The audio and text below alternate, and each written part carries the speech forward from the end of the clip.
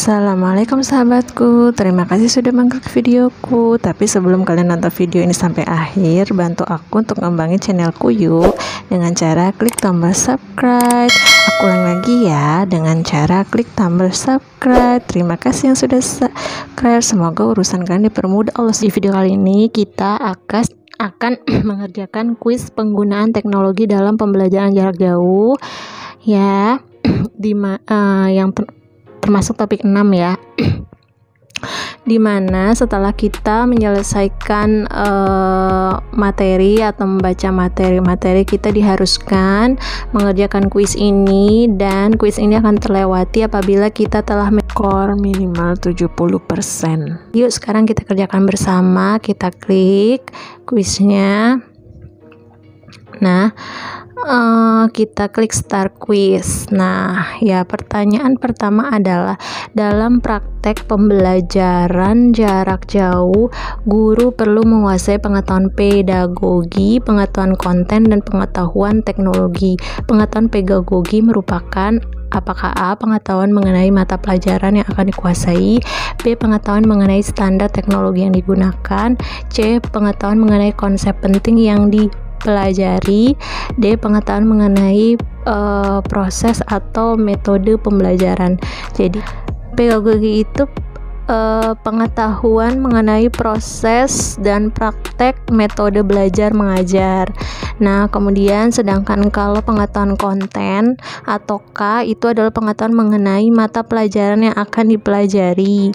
Sedangkan pengetahuan teknologi adalah pengetahuan mengenai standar teknologi, mulai dari buku dari buku kapur dan papan tulis hingga ke teknologi lebih canggih seperti internet dan video digital. Jadi pengetahuan pedagogi merupakan, berarti jawabannya adalah pengetahuan mengenai proses atau metode pembelajaran. Nah, yang D, kita klik next. Kemudian mengintegrasikan pengetahuan teknologi pada pengetahuan pedagogi dan pengetahuan konten menghasilkan pengetahuan konten pedagogi teknologi, di mana apakah A. Teknologi melibatkan cara pedagogi untuk mengajarkan konten, atau teknologi merupakan cara yang tepat guna mendukung pembelajaran, atau teknologi merupakan salah satu konten penting yang perlu dipelajari, atau teknologi menjadi pengetahuan utama yang perlu dikuasai guru.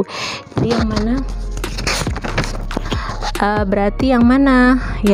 Yaitu teknologi, di mana teknologi melibatkan cara pedagogis untuk mengajarkan konten. Nah, berarti jawabannya yang A ya. Kita klik next. Kemudian pengalaman pembelajaran manakah yang memungkinkan siswa untuk mengingat lebih banyak? Nah, untuk mengingat lebih banyak, apakah dengan A. mendengarkan ceramah, B. menonton video, C. melihat pameran, D. melakukan stimulasi. Nah, untuk mengingat lebih banyak berarti kita harus melakukan stimulasi, yang D. Kita klik next. Kemudian aktivitas yang dilakukan siswa berikut ini yang masih digolongkan sebagai pembelajaran yang pasif adalah A. mengevaluasi, B. menjelaskan, C. menciptakan, D. menganalisis. Yang pasif masih tahap menjelaskan, yang ini.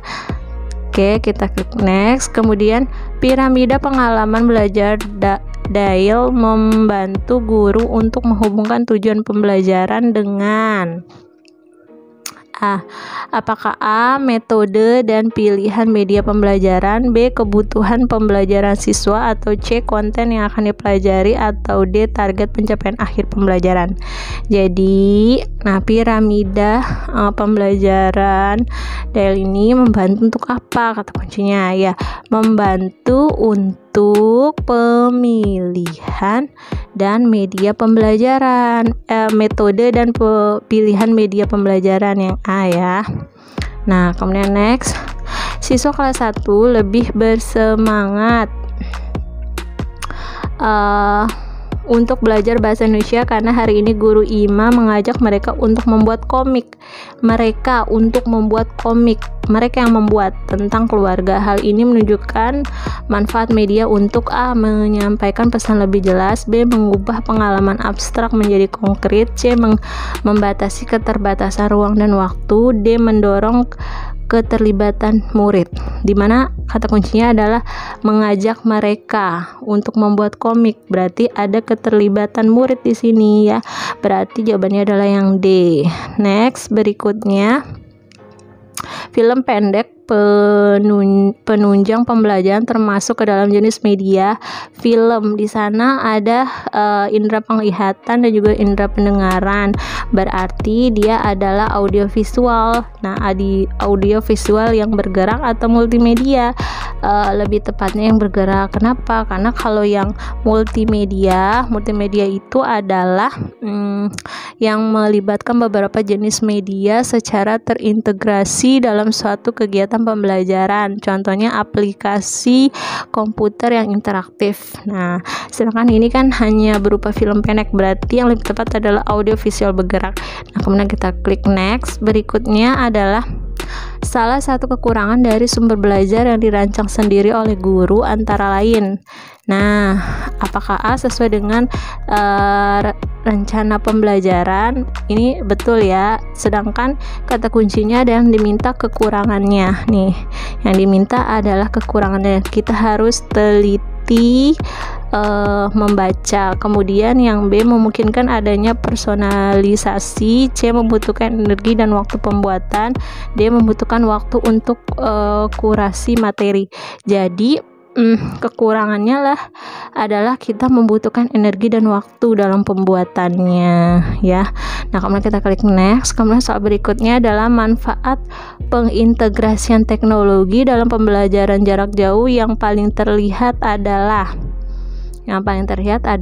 jadi ini kata kuncinya pengintegrasian teknologi yang paling terlihat. Apakah A. pembelajaran searah menjadi lebih interaktif, B. pembelajaran menggunakan aplikasi yang canggih, C. pembelajaran menjadi lebih kaya dengan aktivitas, D. pembelajaran lebih mendukung kompetensi siswa.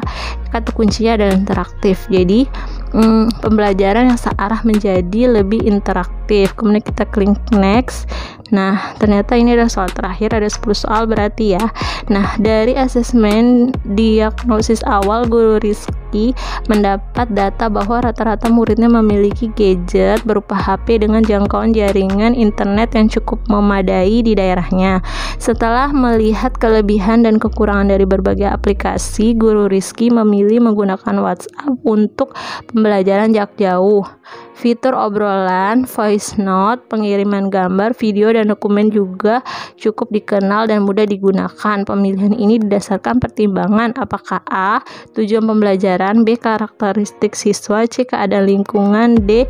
potensi teknologi. Nah, ini antara C dengan D ya, tapi yang lebih tepat adalah karena di sini dijelaskan bahwa kata kuncinya menggunakan WhatsApp untuk pembelajaran jarak jauh, fitur obrolan, voice note, pengiriman gambar, video, dan dokumen lainnya dikenal dan mudah digunakannya adalah potensi teknologi karena lebih banyak dijelaskan tentang teknologinya. Nah, sekarang kita klik finish. Kita lihat hasilnya. Ya, hasilnya adalah 100%. Oke, kita klik. Kita lanjut belajar lagi. Nah, sekian dulu video kali ini. Sampai ketemu di video berikutnya ya. Dadah, semoga bermanfaat. Assalamualaikum warahmatullahi wabarakatuh.